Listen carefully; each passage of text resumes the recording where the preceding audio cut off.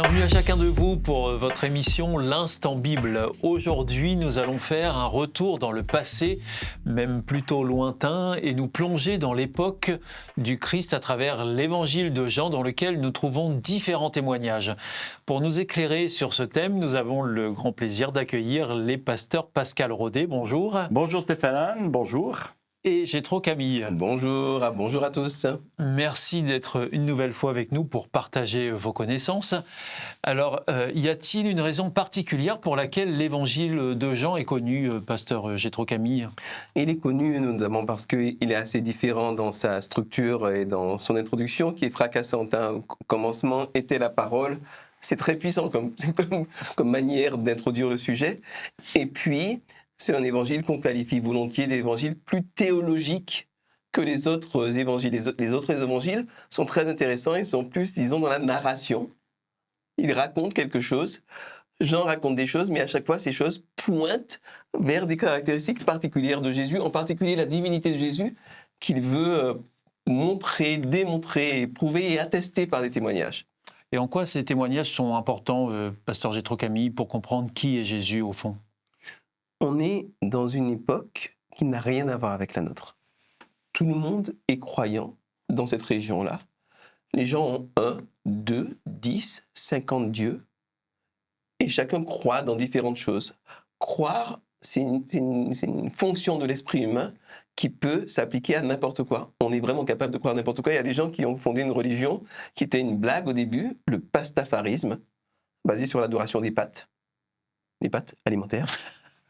Et puis, il y a des gens qui commencent à prendre ça au sérieux, et puis qui commencent vraiment à croire qu'il y a une forme de spiritualité immanente des spaghettis. En fait, on est vraiment capable de croire n'importe quoi. Seulement, comme je le disais il y a 1 ou 2 semaines, raconter quelque chose de narratif auquel le cerveau va s'accrocher, c'est une chose. Témoigner de ce qu'on a vécu, avec toute l'intensité, toute l'authenticité du témoignage, c'est autre chose. C'est la raison pour laquelle les témoignages sur Jésus et les paroles sur Jésus sont tellement importants dans l'évangile de Jean, c'est que ce sont des gens qui l'ont vu et qui ont vécu des choses de première main. Quand un aveugle dit « j'étais aveugle depuis la naissance, j'ai 50 ans, j'étais aveugle depuis la naissance, il m'a guéri ». Là, ça porte une puissance très particulière. Dire « Jésus est le Fils de Dieu », c'est une chose, c'est un propos. C'est comme dire « les spaghettis sont divines », c'est un propos. Quand par contre, vous avez quelqu'un en face de vous qui lui dit « Voilà, j'étais un pharisien, j'étais pétri de certitude, j'étais légaliste, j'étais exigeant et méprisant vis-à-vis de tout ce qui n'était pas pharisien. Jésus a complètement fait exploser ma vision des choses et maintenant je me consacre au bien de tous, en particulier des plus pauvres et des plus faibles. » Voilà, ça c'est un témoignage puissant qui montre qui est Jésus concrètement. Alors, pasteur Pascal Rodet, parfois quand on lit le texte biblique, on se trouve en face d'une symbolique biblique difficile parfois à comprendre. C'est aussi un peu le cas dans l'évangile de Jean. Vous pouvez nous citer des exemples ? Il y en aurait plusieurs dans l'évangile de Jean et certainement qu'on les abordera un peu dans plusieurs cas durant les semaines à venir. Il y en a une qui est importante, je pense, c'est lorsque Jean-Baptiste présente Jésus quand il vient vers lui, en le nommant « Voici l'agneau de Dieu ». Et c'est vrai que c'est un terme qui est assez surprenant. On peut reprendre le texte d'ailleurs pour se mettre dans le contexte où on découvre dans Jean au chapitre 1er cette phrase que Jean-Baptiste est en train de dire. Et on peut lire Verset 29. 29, voilà. Le lendemain, il vit Jésus venir à lui et dit « Voici l'agneau de Dieu qui ôte le péché du monde ».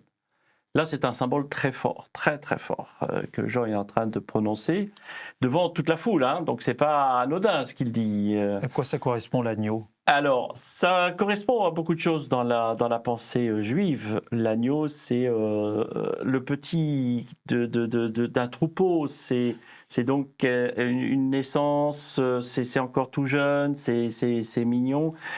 Le troupeau étant quelque chose d'important dans la pensée juive aussi, surtout pour tous les bergers, pour l'alimentation en effet, mais aussi dans le sacrifice du temple. Et c'est ça aussi qui est important. dans le sens où les règles dans l'Ancien Testament, dans le Lévitique ou dans les différents livres que Dieu a donné des règles dans le sacrifice. Et certaines règles, c'est un agneau qui est sacrifié. Donc c'est le centre même du sacrifice dans le temple, qui là aussi est symbole du sang qui est versé pour le pardon des péchés. Alors c'est très important parce que ça c'est un acte que chaque chef de famille devait faire, y compris à l'époque de Jésus. Sacrifier un agneau. Sacrifier un agneau. C'est-à-dire qu'à certaines périodes de l'année, le chef de famille venait vers le temple à Jérusalem, acheter un agneau ou venait avec son agneau et il devait lui-même poser les mains sur l'agneau, confesser les péchés, ce qui a été fait, sa famille, lui, etc. Sacrifier l'agneau, tuer l'agneau, le saigner, le sang tomber, et ça donnait le pardon, montrant à Dieu, voilà, il y a un innocent, l'agneau, il n'y a rien de plus innocent.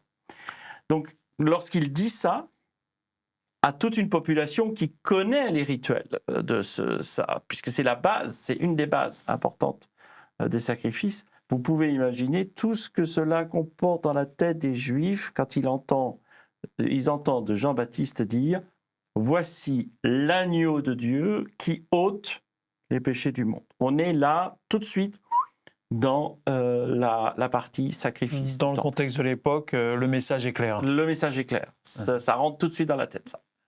Alors, pasteur Jétro Camille, puisqu'on s'intéresse à Jésus et à sa mission, est-ce que, du coup, tout était facile pour Jésus? Est-ce qu'il a rencontré que des succès tout au long de sa mission? Ou est-ce que parfois, il a rencontré aussi des échecs?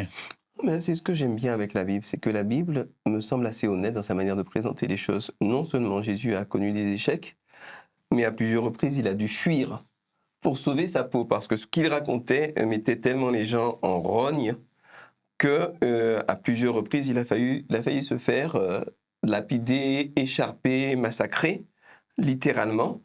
Mais il y a un passage en particulier assez intéressant que je trouve dans Jean 6, dans lequel, sans risquer sa peau, il a quand même connu un échec relatif. Enfin, est-ce qu'on peut vraiment appeler ça un échec? On va en parler, mais je vais lire à partir, disons, du verset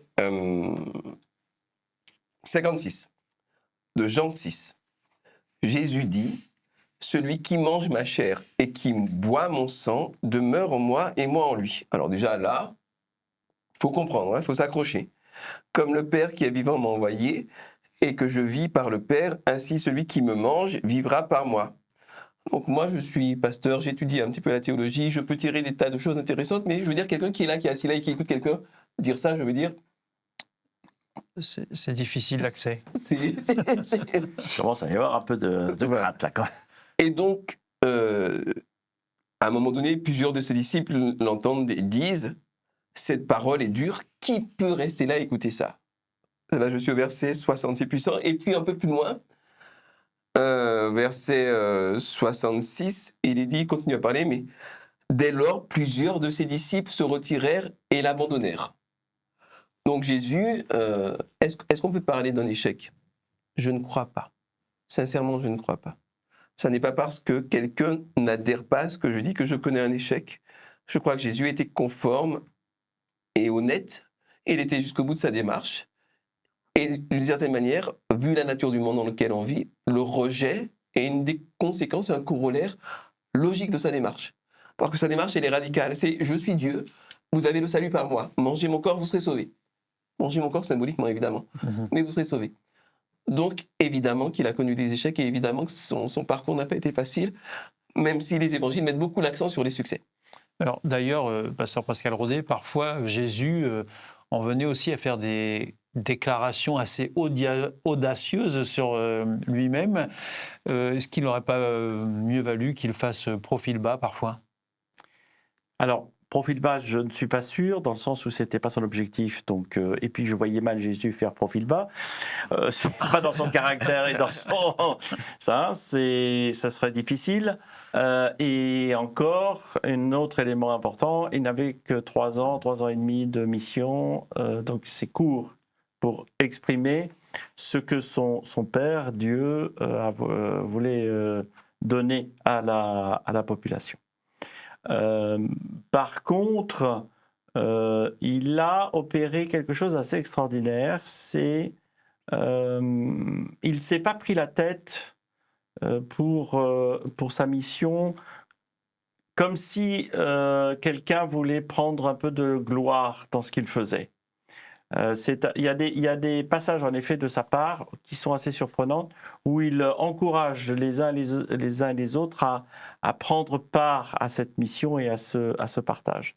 Donc c'est quelque chose aussi qui est assez extraordinaire de sa part, où on a ici quelqu'un qui doit prendre une place, d'ailleurs une place qui va être prise alors que quelqu'un d'autre avait déjà pris une place, c'est Jean-Baptiste, et qui petit à petit va dire « moi je dois diminuer pour que d'autres grandissent ».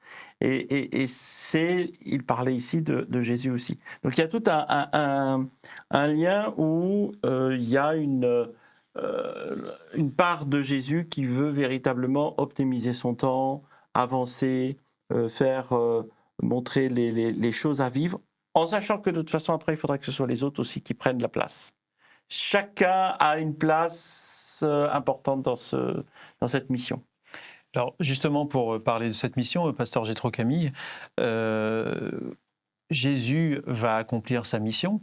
Qu'est-ce que l'évangile de Jean tend à nous apprendre justement sur cette mission et les caractéristiques de Jésus face à cette mission qui était la sienne ? En fait, Jésus est venu révéler le caractère de Dieu. Il y a un conflit dans l'univers entre le bien et le mal, et la question qui est sous-jacente à ce conflit, elle est très simple, c'est qui mérite vraiment d'être Dieu? Et le camp du mal sous-entend et dit clairement que Dieu, quelque part, est un incompétent qui usurpe sa divinité et qui empêche les êtres humains d'arriver au statut de Dieu. C'était dans la Genèse, chapitre 3. Donc je passe rapidement, mais vous voyez bien la nature du conflit. Et Jésus, finalement, qui est Dieu, vient sur terre, renonce au confort, à la sécurité, au luxe de son état de divinité pour venir montrer le caractère de Dieu. Et qu'est-ce qu'il a fait en étant sur terre? Il a aidé les gens. Mais voilà, il est venu vraiment soulager, il le dit, l'Esprit de Dieu est sur moi, pour, en un mot, soulager ceux qui souffrent et apporter une bonne nouvelle du salut offert gratuitement. Pas besoin d'accomplir des millions de rites religieux, de monter à genoux des calvaires, de se flageller, de donner des tas de soi à qui que ce soit. Le salut est là gratuitement pour celui qui veut bien l'adopter par la foi. Donc il est venu montrer le caractère de Dieu et apporter ce salut. Et il va rester sur cette ligne tout le temps. Mais alors ce qui est extraordinaire, c'est que non seulement il reste tout le temps, mais alors qu'il se fait clouer sur une croix, au lieu de dire, moi j'aurais dit je vous maudis tous, on se retrouve en enfer ou quelque chose comme ça. Mais je ne suis pas complètement converti. Lui qui est complètement fidèle à sa mission va dire « Père, pardonne-leur, ils ne savent pas ce qu'ils font ». Et donc jusqu'au bout, jusqu'à son dernier souffle, jusqu'à son dernier battement de cœur, il montre le caractère de Dieu.